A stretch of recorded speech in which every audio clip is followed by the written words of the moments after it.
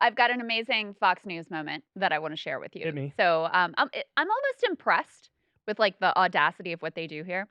They have gone through several phases in their Republican presidential primary approach. So Rupert Murdoch decided he wanted to back Ron DeSantis, told him that even before the 2020 election. So this was like the plan in the works. Ron DeSantis was the rising guy. They did everything they could to pump him up.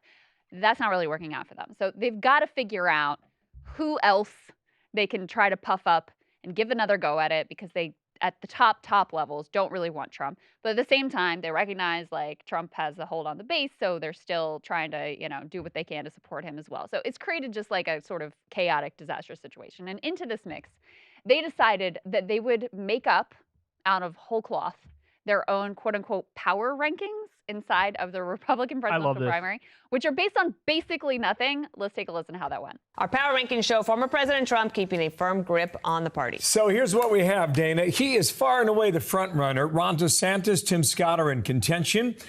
You've got 5 others in the conversation, and the rest are on the outside looking in. Hi, Dana and Bill. That's right. Feeling right at home here in Iowa. We can tell you that this morning, Senator Tim Scott breaking into the top 3 in those Fox News power rankings that were just released. We caught up with him here on the fairgrounds, asked him why he thinks he's moving up in these polls. He said it's because of his common sense conservative policies. Listen, do you think you are going to be able to move up in those rankings? Well, the good news is we continue to move up. More importantly, I'm not spending any time watching polls. I'm spending all my time watching people.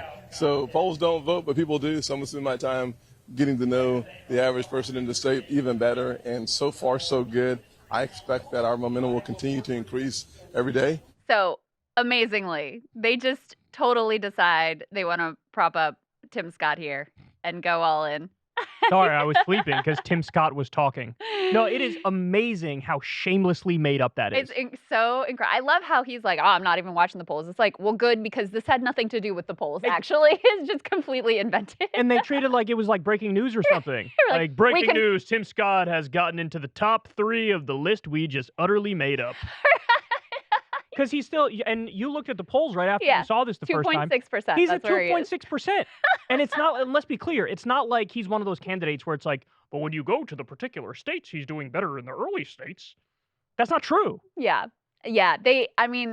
Clearly they hate Vivek because he's the person who's actually moving into potentially second position. Like if you were going to do a real, the only thing that you could really base this on is the polls, which they just decided to discard and put forward what their, fantasy world is. So very naked here that they are giving Tim Scott a go, that they're putting out a little trial balloon to see if this can catch on. So if you're going to do a power rankings, yeah, you should at least do it by the polls or mostly informed by the polls with like a little more of your take on it, but mostly the polls. Yeah, you could come up with, you could maybe throw in like, and weigh in endorsements and weigh in fundraising, or you could come up with some other factors. Yeah, you come up with a thing other than just making it up completely. But this is literally just, this is what we're feeling today. So the only people that they should have put, if they were going to put that, like whatever the tier is underneath Trump dominating by a million contenders, okay, you could only put in that one if you're going by like empirical stuff. Yeah. Yes, DeSantis, even though he's dropped a lot, he's still hanging in there in terms of being mostly second in most polls. Vivek, like you said, who has seen a genuine surge and in some polls has even surpassed DeSantis. And honestly, in the early states, Chris Christie, because Chris Christie surged to second place in New Hampshire it was. And so nationally, he's not doing as well. He's at like 3% or 4% or something like that. But in those early states with those northeastern Republicans who are anti-Trump, he's actually surged into second place. But they would never put him there because they don't want him, right? And like you said, for whatever, I don't know why, but they don't like Vivek. And so they put Tim Scott, who's like one of the most boring candidates with zero hope.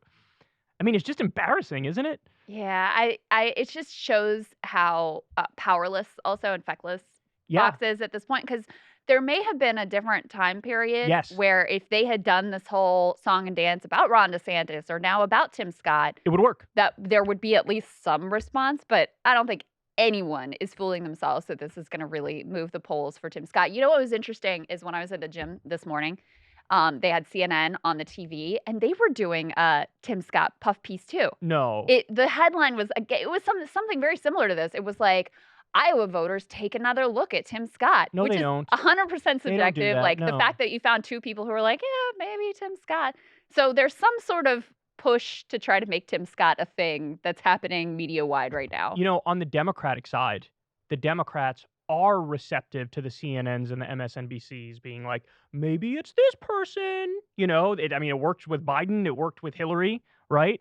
But on the Republican side, Fox News did used to control the base. Now the base controls Fox News. Yeah. And even when you get the directive from Rupert Murdoch, like we're moving past Trump, I mean, you saw hints here and there of people being more supportive of DeSantis or going after Trump a little bit, but still, by and large, it's still 70% Trump ball coddling. And so they're not really in control anymore, to your point. And if this is the best you can muster to like, oh, we're going to get past Trump by bringing in the world's most boring man. Well, you know, the other thing that people float on that side, and there's all kinds of like reports about like, oh, the big donors met and this is what they're talking about.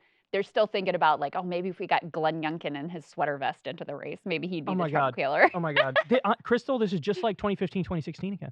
This is exactly what it was. Yeah. So Jeb Bush is going to be the one. Oh, he failed immediately. Oh, maybe Marco Rubio, he'll be the one. Maybe John Kasich for 2.5 seconds. They just went do. Oh, Trump won. Oh. Yeah. You know? Yeah. Yeah. So. I mean, the reality is if you're going to do the power rankings, there's Trump and then there's everybody else. That's the truth of the matter. That's factual. Hey, y'all, do me a favor and like and subscribe. It helps out big time in the algorithm. Click the bell as well for notifications when videos drop and watch that video on screen right now. You know you want to.